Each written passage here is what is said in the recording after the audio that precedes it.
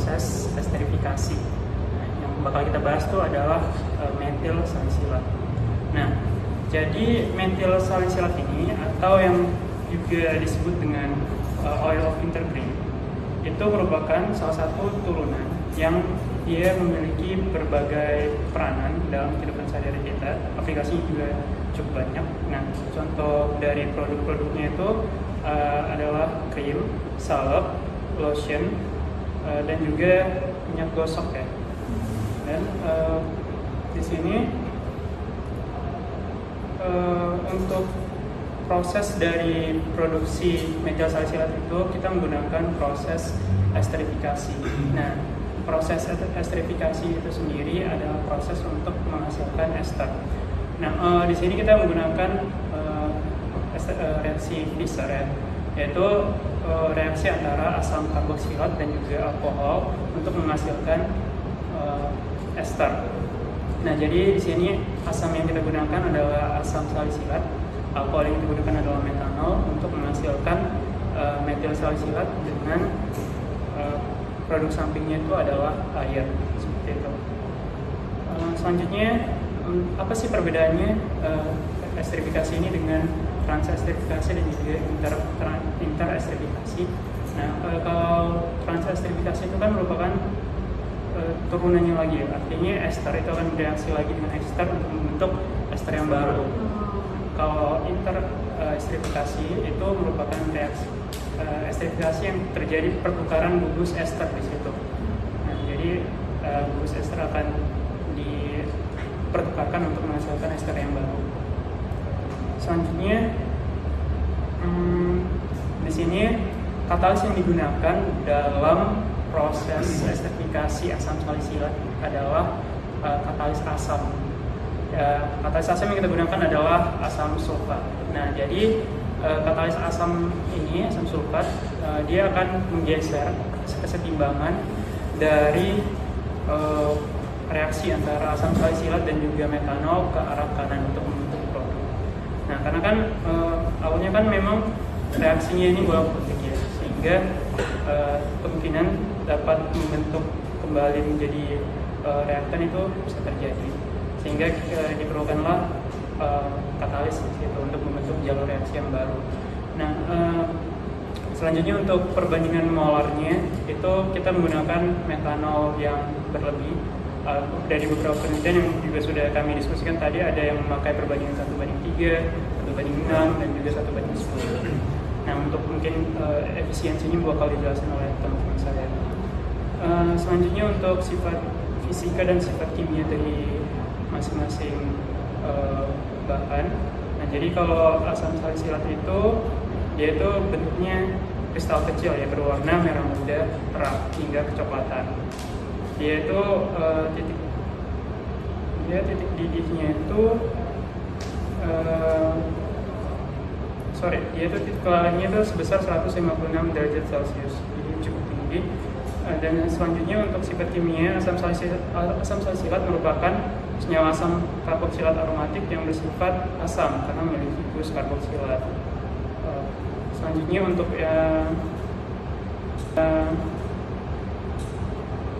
untuk sifat fisika dan kimia dari metil salisilat, yaitu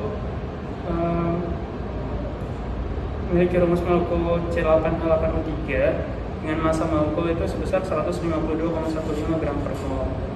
Dan selanjutnya memiliki titik didih sebesar 220 sampai 222 derajat Celcius dengan titik keleleh hingga -8 hingga sampai -9 derajat Celcius.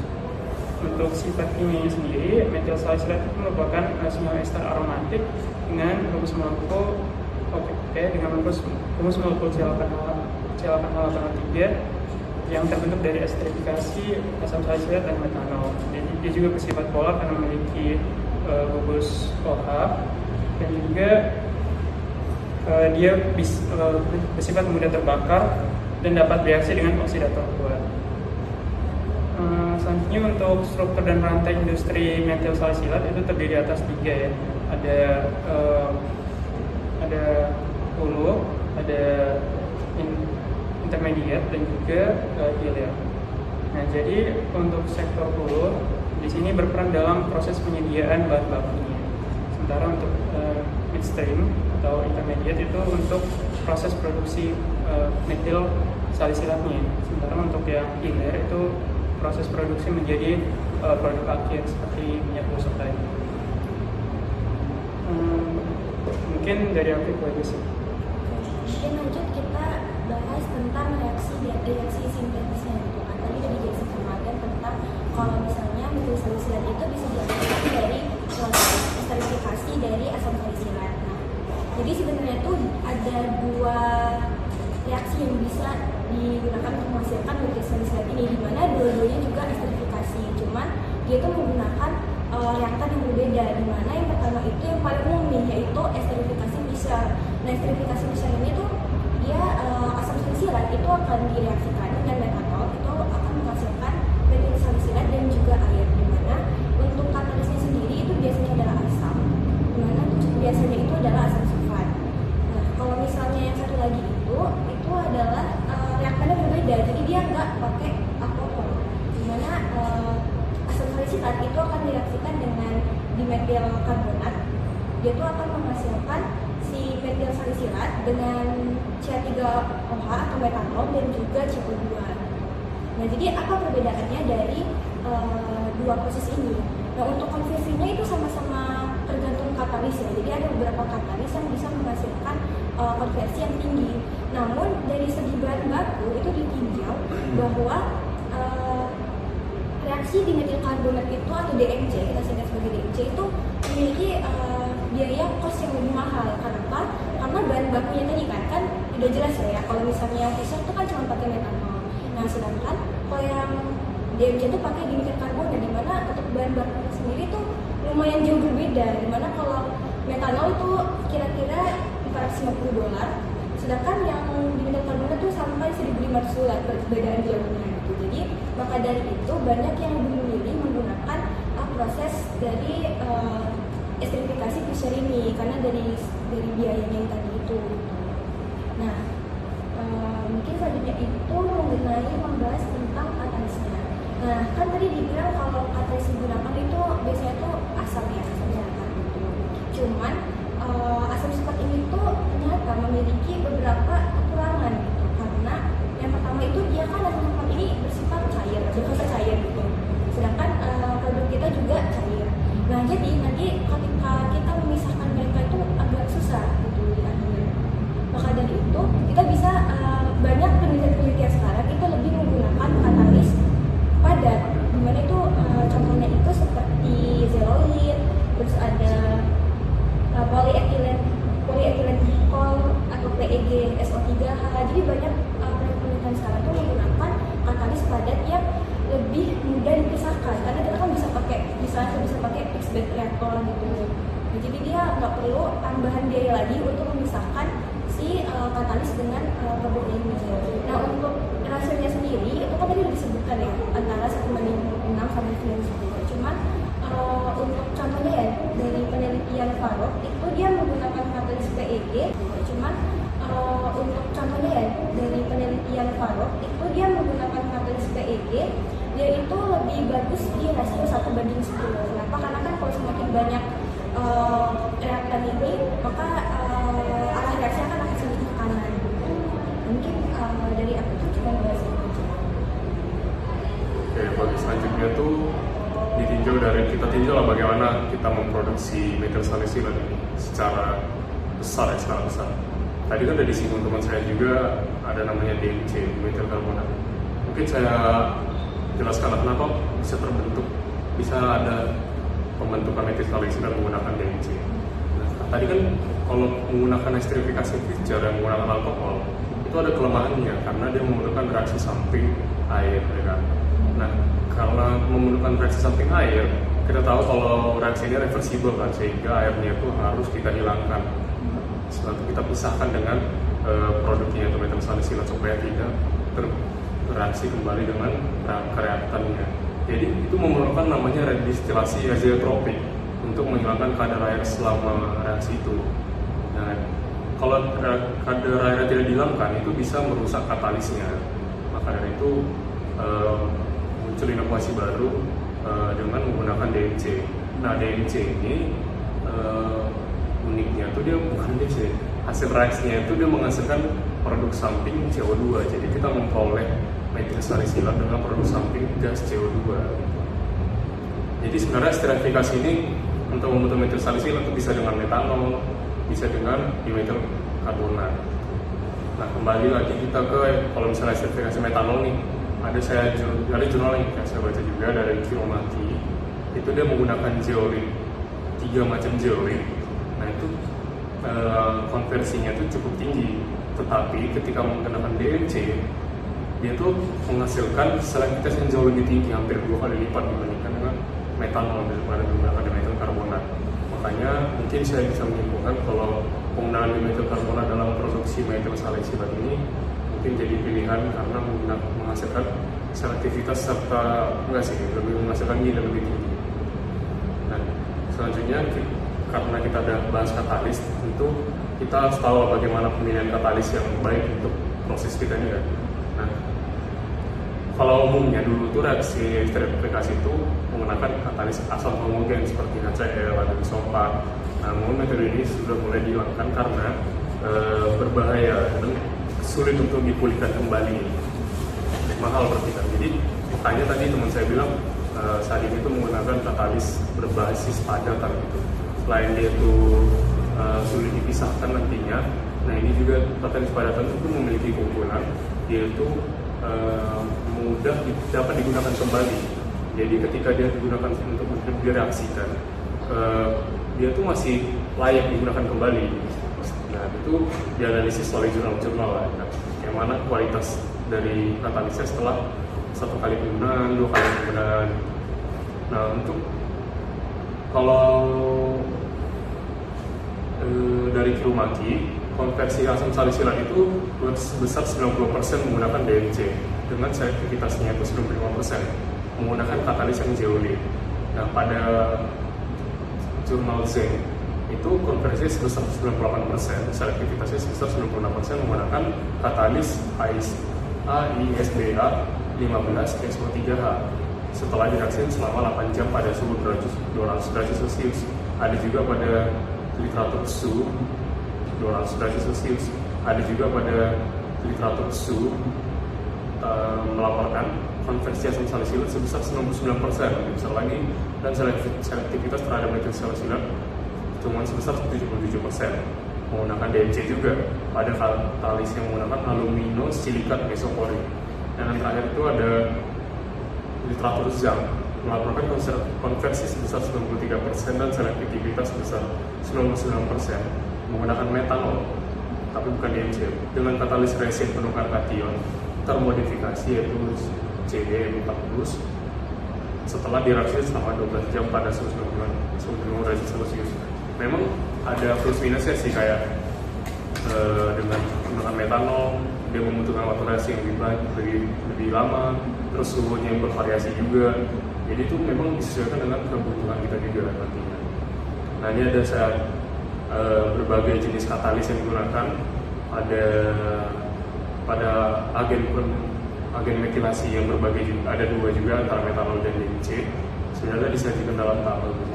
Tetapi dari jurnal yang terbaru saya baca itu dirilis tahun 2018 tuh ada katalis yang lebih baik, yaitu SFZ10, yaitu katalis sulfat zirconia dengan membuat yang terbuat dari Fe2O3. Nah, ini katalis ini dibuat dengan cara pembakaran atau combustion.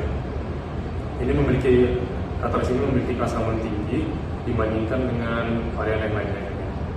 Tapi keunggulan dari FFZ10 ini katalis ini dapat digunakan 4 kali tanpa kehilangan keunggulannya secara signifikan. Jadi masih 4 kali masih bisa dapat digunakan. Totalnya itu 5 kali sekali lah, tanpa mengalami penurunan aktivitas yang signifikan. Untuk kondisi operasi reaktor lah ya, kondisi operasi reaktor itu dipengaruhi oleh beberapa hal. Yang pertama itu ada suhu operasi.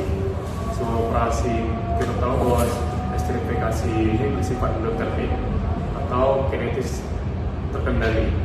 biasanya menggunakan reaktor batch, menggunakan dimetil karbonat dan katalis sulfat zirkonia.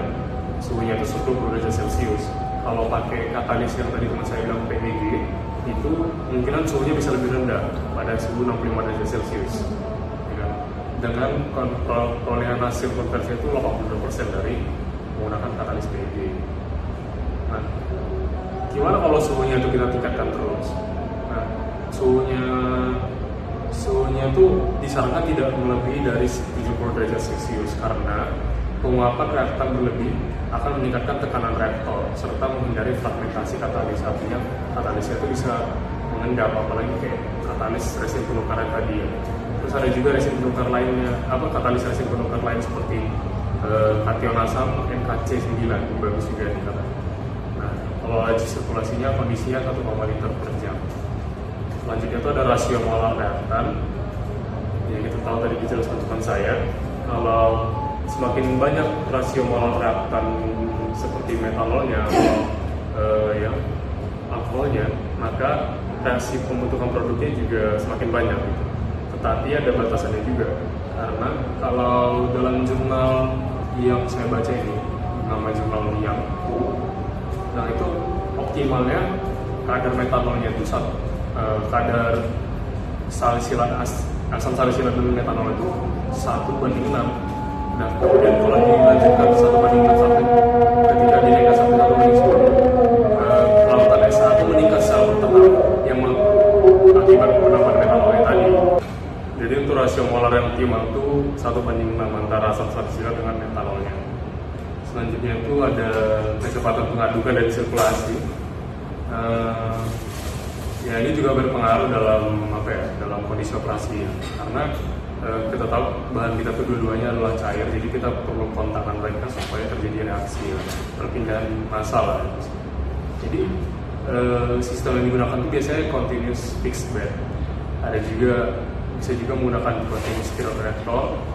Di sini saya jumpa juga ada namanya intensified fixed bed reactor, di mana laju sirkulasinya itu ditingkatkan sekitar 1,5 liter per jam secara drastis untuk mengeliminasi hambatan perpindahan massa eksternal.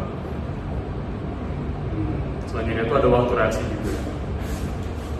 Yang optimal itu waktu reaksi itu sekitar 1 hingga 3 jam pertama, kalau selanjutnya itu bakal terdegradasi. Untuk desain reaktornya, umumnya reaktor yang digunakan dari jurnal yang saya baca itu CSTR sih, continuous stirred reactor.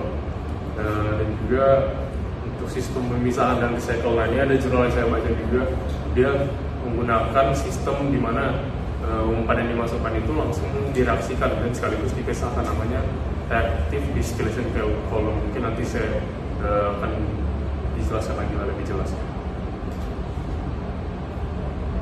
Selanjutnya itu bagian analisis energi dan integrasi panas akan dijelaskan oleh teman saya.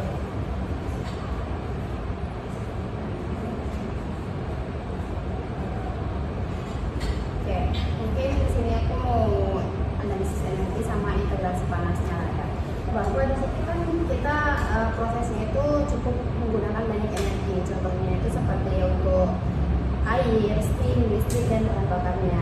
Nah, di sini ada tabel kebutuhan energi proses pembuatan si metil salisilatnya ini. Misalnya kalau air itu sekitar 3.648,12 kg per jam misalnya. Bukan misalnya dari tabel. Kemudian dia kalau untuk data dari kebutuhan energi untuk tangki pencampur atau misalnya reaktor pun dia cukup besar. Contohnya itu adalah 2.598,232 kilojoule. Dan kayak seperti unit pemanas itu bisa menggunakan hingga 8.000-an kilojoule untuk energi yang dibutuhkannya. Nah, si proses esterifikasi dengan metanol kan membutuhkan temperatur operasi tertentu agar laju reaksi dan konversi produk dapat berlangsung optimal. Nah, panas biasanya diberikan melalui steam jacket atau heat exchanger yang berhubungan dengan reaktor. Jadi dia terkadang ada dipakaikan steam jacketnya untuk si reaktornya ini.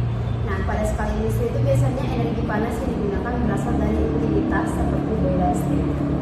Nah, jadi itu dilakukan dengan cara memanfaatkan si aliran fluida bersumber tinggi sebagai sumber panas bagi aliran fluida bersumber rendah melalui alat penukar kalo ataupun heat exchanger. Nah, di sini kayak kita memanfaatkan panas yang dari reaksi itu tadi digunakan untuk steam gitu. Nah, di sini konsep integrasi panas juga dapat diterapkan pada sistem distilasi melalui pemanfaatan panas dari kondensor untuk proses feed, preheating atau pemanasan awal bahan baku. Nah, analisis energi sini biasanya dilakukan menggunakan metode pinch analysis untuk menentukan titik optimum pertukaran panas antar aliran proses. Jadi biasanya metode yang digunakan itu adalah metode pinch analysis.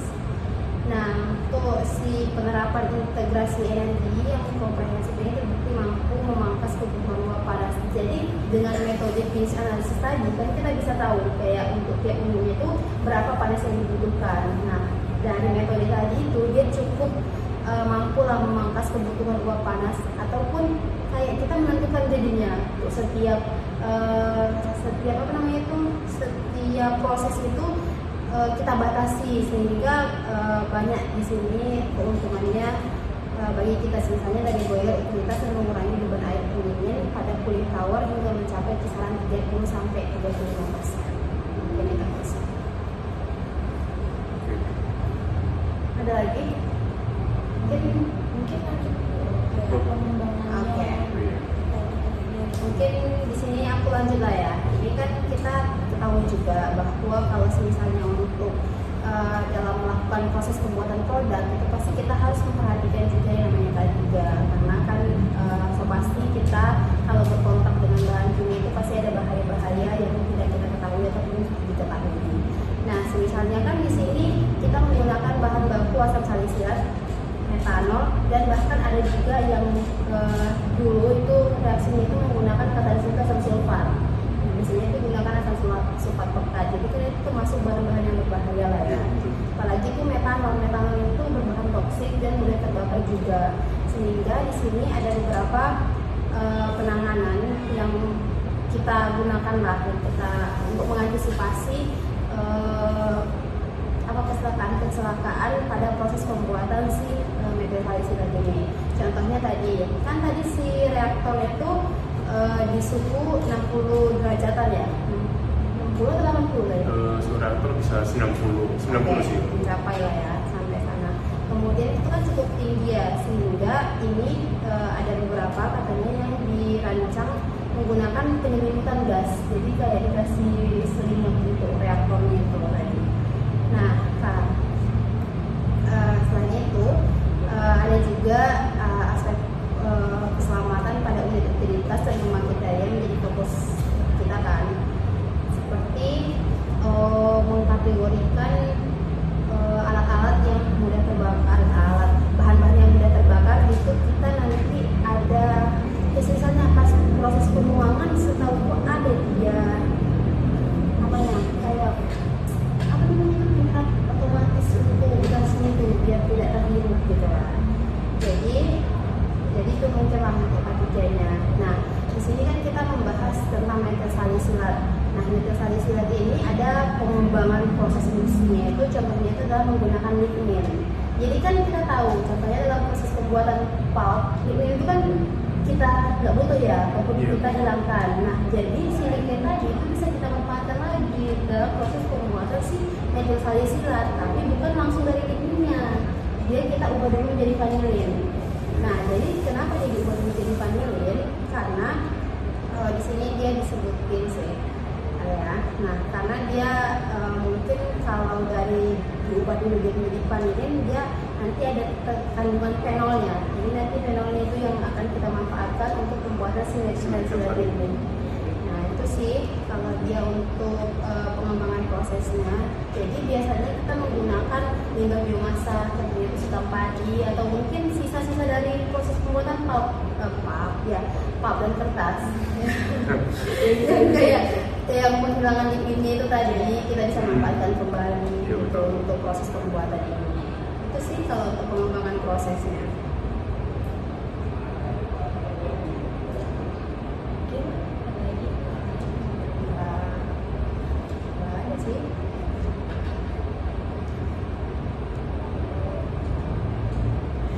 mungkin sekian diskusi kami terkait proses esterifikasi pembentukan metil salisilat dari bahan asam salisilat. Ya, berarti tadi kita temukan bahwa ada 2 reaktan yang dapat digunakan untuk membentuk metil salisilat, bisa dari jalur metanol, dari jalur DMC, dan juga katalis itu berbagai macam ya, ada dan juga bervariasi juga untuk kondisi operasinya, tergantung dari yang kita inginkan. Mungkin sekian dari kami, terima kasih.